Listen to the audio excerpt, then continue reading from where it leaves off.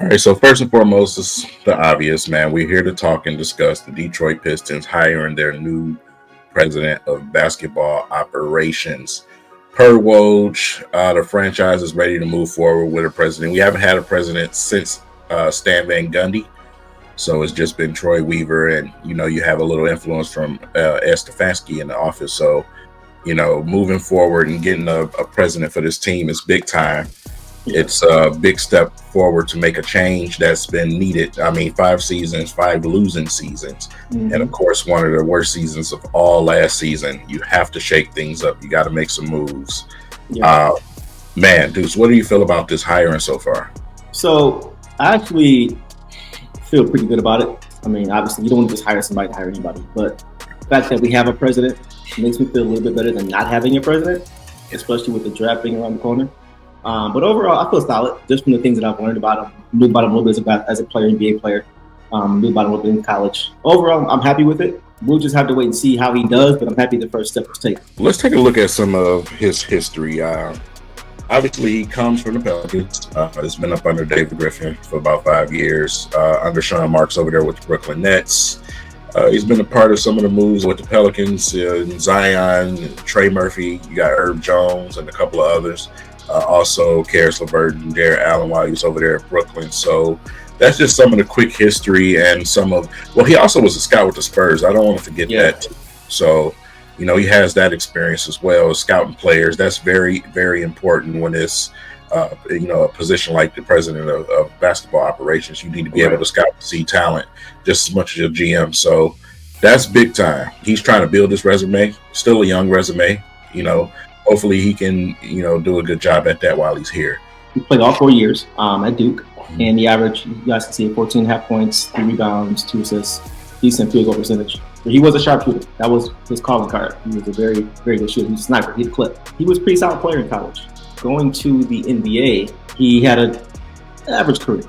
Okay? It wasn't anything special. Average 5 points, rebound, assists, decent true shooter. And that was kind of his role, kind of the JJ Redick type role. He had a little bit more playmaking and ball handling than JJ Redick, but being a dookie, that was kind of his role. Coming off screens, pin downs, DHOs, things like that, getting the shot. So that was pretty much his career in the NBA. You see, he played for 3 seasons. He played longer in college than he did in the NBA. Even the seasons he played, he didn't play a lot of games. Not much of a great NBA career, but that's okay. That's not a necessity. When it comes to becoming a president or a GM or having an eye or a scout or whatever for the NBA, totally different world. Brandon Ingram. We got to talk about, a trade opportunity, right? It's a trade opportunity that is just obvious. There's a lot of connections, man. Listen, him and Kay having the same agent, the Pistons having the money to extend him. It just makes perfect sense on so many different levels, man. He will be the perfect veteran, and he plays the perfect position to bring over here alongside Cade and the rest of the core. It depends on what players that we decide to move on from. So, it makes perfect sense, Deuce. Like, do we make this type of move? What do we do? It always comes down to cost, right? I obviously would like to have a Brandon Ingram on this team. I think he fits seamlessly with what we already have. He is more of a half-court player, but he can get out in the break. And he's a pretty decent finisher. But he's known for his post-up game, his mid-range game, his ability to get his own shot whenever. But he doesn't need the ball. It's more so a matter of him being able to get his offense when he gets to a spot, right? If he can get to a spot, he's going to get a bucket. And having a facilitator like Cade and Ivy will only help, I think. And I think he'll be nice, kind of like a release valve whenever the shot clock gets slow and offense gets ball down and you need a bucket, you can kind of just go to him and he can be that guy for you.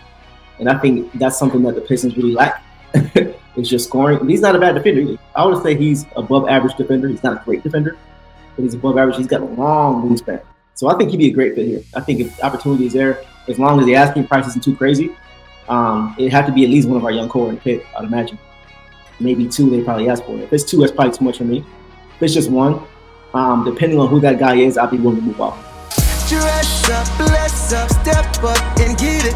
Lace up, face up, I'm here to win it. It's for my city, and the team coming with me. Headed for the championship, even if the road is long.